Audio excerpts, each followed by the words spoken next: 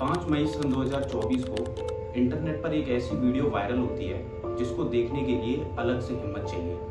UP के बिजनौर में हुआ ये केस बाई चांस विक्टिम के कैमरे फोन में रिकॉर्ड हो जाता है, जिसमें उस शख्स को उसकी ही वाइफ ने इस कदर टॉर्चर किया कि जब ये वीडियो सोशल मीडिया पर वायरल हुआ तो ना सिर्फ देखने वालों की रूह कांप गई, बल्कि एक ऐसा सवाल भी सामने आया जो सालों से नजरअंदाज किया जा रहा था। इस वीडियो में मेहर जहां नाम की इस लेडी को दरिंदगी की सारी हदों को पार करते हुए साफ देखा जा सकता है। पहले उसने अपने हस्बैंड मदनान जैदी को दूध में नींद की गोलियां मिलाकर बेहोश कर दिया और उसके बाद उसने अपना असली रूप दिखाना शुरू कर दिया। वो बेरहमी से मदनान की बॉडी में चोट पहुंचाना शुरू कर देती है और उसके दोनों हाथों को बेड पर बांधकर सिगरेट के जरिए उसके प्राइवेट पार्ट को जलाना शुरू कर देती है। ये वीडियो इतना ज़्यादा डिस्टर्बिंग है कि जो भी इस वीडियो को देखेगा वह अंदर तक हिल जाएगा। शायद ही आपने अपनी पूरी लाइफ में इस तरह की हैवानियत करते हुए किसी भी महिला को देखा होगा।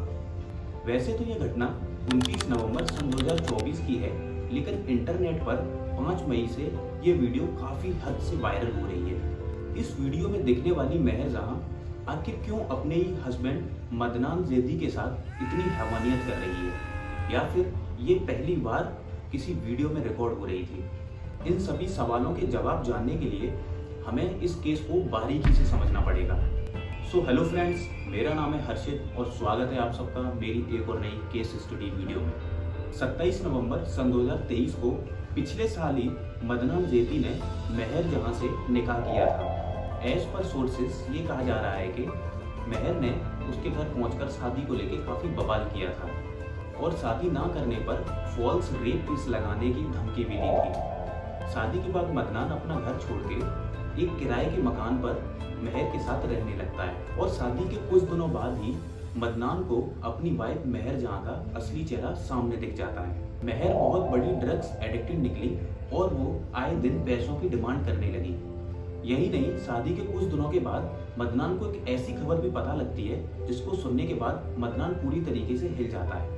मदनान को ये बात पता लगती है कि उसकी वाइफ मेहर के कई सारे एक्स्ट्रा मैरिटल अफेयर्स भी हैं और जब उसने अपनी वाइफ मेहर को ये सब करने से रोका तो वो झगड़ा और मारपीट करने पे भी उतर आई। मदनान को अब यह बात समझ में आ चुकी थी कि वो मेहर जहां से शादी कर एक ट्रैप में फंस चुका था। लगातार मिल रहे फिजिकल और मेंटल टॉर्चर की वजह से मदनान ने कई बार पास के ही पुलिस स्टेशन में जाकर इस बात को लेकर ऑब्जेक्शन भी किया, लेकिन पुलिस ने इस मामले को कभी भी सीरियस तरीके से नहीं लिया।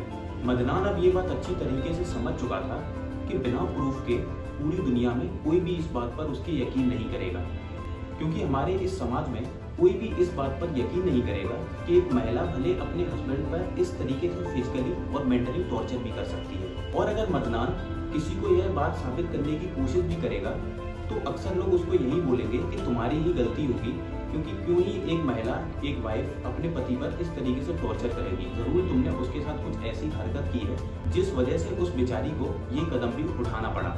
रोज रोज हो रहे उसके साथ इस टॉर्चर का एविडेंस जुटाने के लिए मदनान के दिमाग में एक आइडिया आता है और वो अपना ही मोबाइल फोन का कैमरा ऑन करके उसको अपने ही बेडरूम में एक जगह पर छुपा कर रख देता है।